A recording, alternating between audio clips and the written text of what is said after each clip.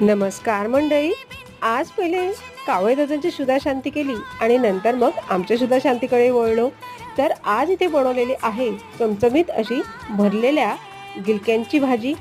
तर इथे मी 1/2 किलो गिलके घेऊन त्यांना स्वच्छ धुवून त्यांना मध्ये काप करून घेतले. त्यानंतर कढई गरम करून त्यामध्ये शेंगदाणे, तीळ, खोबरं, धने आणि लसूण टाकून हलकंसं गरम होईपर्यंत हे भाजून घेतलं.